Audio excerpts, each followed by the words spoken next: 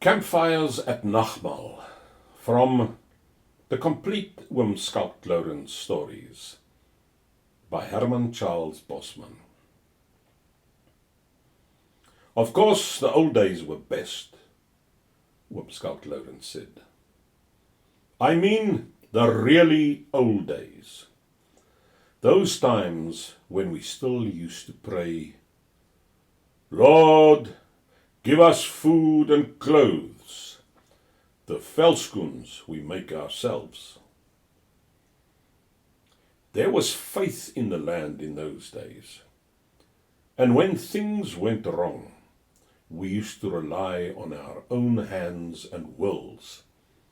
And when we asked for help of the Lord, we also knew the strength of our track chains. It was quite a few years before the Boer War that what I can call the old days came to an end. That was when the Boers in these parts stopped making the soles of their velskoens out of strips of raw leather that they cut from quagga skins. Instead, they started using the new kind of blue sole that came up from the Cape in big square pieces and that they bought at the Indian store. I remember the first time I made myself a pair of velskoens out of that blue sole. The stuff was easy to work with and smooth. And all the time I was making the velskoens, I knew it was very wrong. And I was still more disappointed when I found that the blue sole wore well. If anything, it was even better than raw quagga hide. This circumstance was very regrettable to me. And there remained something foreign to me about those old velskoens, even after they had served me through 2 tribal wars. It was in the early days also that a strange set of circumstances unfolded in which the lives of 3 people, Maans Prinsloo and Stoffelina Lemmer and Petrus Steyn, became intertwined like the strands of the grass covers that native women weave for their beer pots. In some places, your eye can separate the various strands of plaited grass, the one from the other. In other places, the weaving is all of one piece. And the story of the lives of these 3 people, 2 men and a girl, is something that could only have happened long ago, when there was still faith in the Transvaal, and the stars in the sky were constant, and only the wind changed. Maans Prinsloo and I were young men together, and I knew Stoffelina Lemmer well also. But because Petrus Steyn, who was a few years older than we were, lived some distance away to the north, on the borders of the Bechuanaland Protectorate, I did not see him very often. We met mostly at Nagmaals, and then Petrus Steyn would recount to us at great length the things he had seen and the events that had befallen him on his periodic treks into the further parts of the Kalahari Desert. You can imagine that these stories of Petrus Steyn's were very tedious to listen to. They were empty as the desert is, and as unending, and as flat. After all, it is easy to understand that Petrus Steyn's visits to the Kalahari Desert would not give him very much to talk about that would be of interest to the listener, no matter how far he tracked. Simply because a desert is a desert. One part of it is exactly like another part. Thousands of square miles of sand dotted with occasional thorn trees and a stray buck or two. And now and again, a few bushmen who have also strayed, but who don't know it, of course. I have noticed that bushmen are always in a hurry, but they have nowhere to go. Where they are running to is all just desert, like where they came from. So they never know where they are either. But because they don't care where they are, it doesn't matter to them that they are lost. They just don't know any better.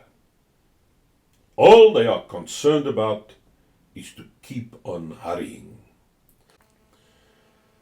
Consequently, the stories that Petrus Steyn had to tell of his experiences in the Kalahari Desert were as fatiguing to listen to as if you were actually trekking along with him. And the further he trekked into the desert, the more wearisome his narrative became, on account of the interludes getting fewer, there being less buck and less bushman the deeper he got into the interior. Even so, we felt that he was keeping on using the same bushman over and over again. There was also a small herd of springbok that we were suspicious about in the same way. You can picture to yourself the scene around one of the fires on the church square in Zeerust. It happened at many Nagmaals. A number of young men and women seated around the fire, and Petrus Steyn, a few years older than the members of his audience, would be talking. And when you saw people's mouths going open, it wasn't in astonishment. They were just yawning. But there was one reason why the young men and women came to Petrus Steyn, and this reason had nothing to do with his Kalahari stories. But it is one of the things I was thinking about when I spoke about the old days and about the faith that was in the land then. For Petrus Steyn was regarded as a prophet. Sometimes people believed in his prognostications, and sometimes they didn't. But of course, this made no difference to Petrus Steyn. He didn't care whether or not his prophecies came out.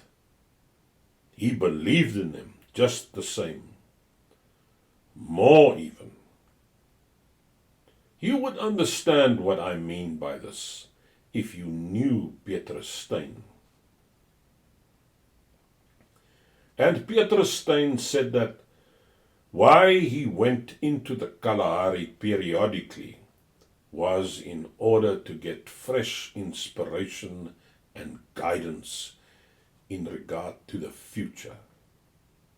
He also said it was written in the Bible that a prophet had to go into the desert. I wonder what the bushman thought of Zephaniah when he was in the desert, Mans Prinsloo asked.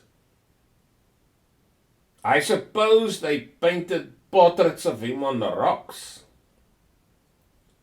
Mans Prinsloo knew that Zephaniah was Petrus Stein's favorite prophet. I don't know whether Ekron was rooted up, like Zephaniah said would happen, Petrus Stein replied. I read the Bible right through to Revelations once to find out, but I couldn't be sure if Zephaniah was right or not. That's where my prophecies are different. When I see a thing in the Kalahari Desert, that thing comes out, no matter who is struck down by it. And Petrus Stein looked sternly at Mans Prinsloo. And no matter how long it takes. That was how Petrus Stein always talked about his prophecies. And maybe that was the reason why they believed in him, even when they should not have done so.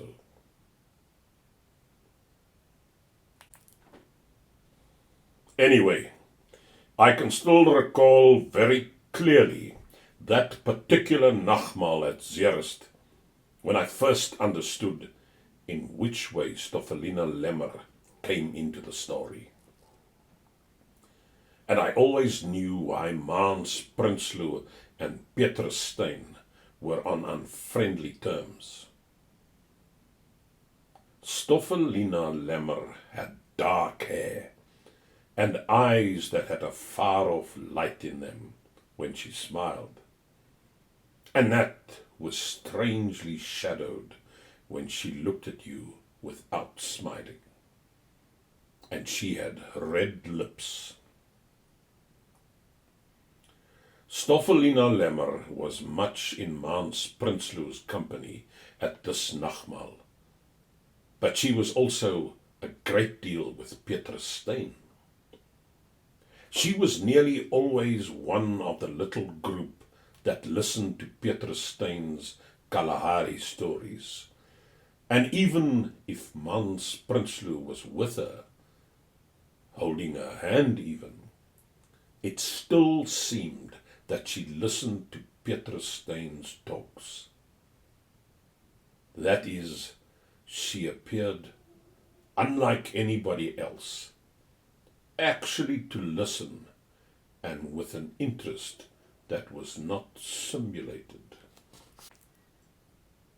Once or twice also, after the rest of Petrus Stein's audience had departed, it was observed that Stoffelina Lemmer remained behind, talking to the prophet.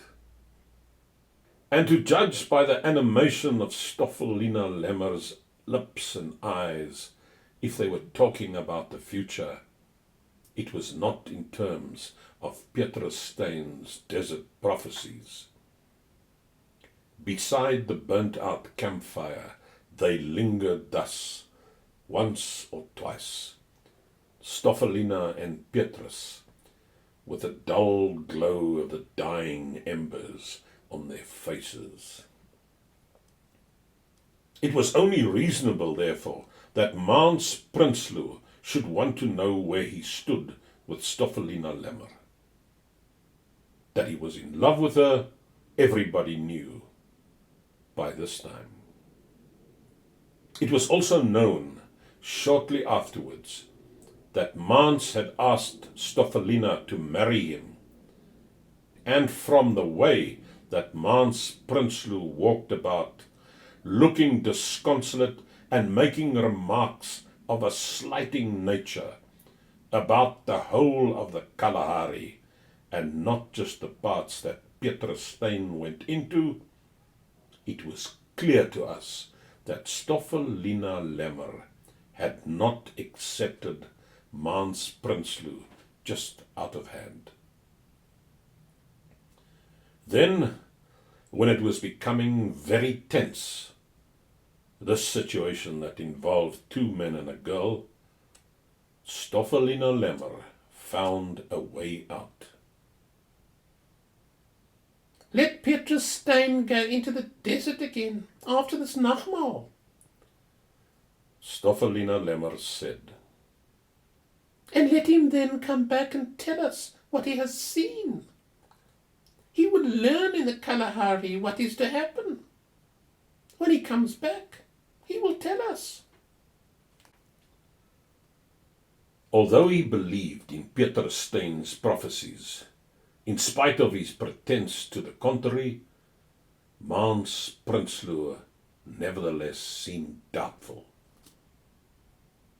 But look, he began.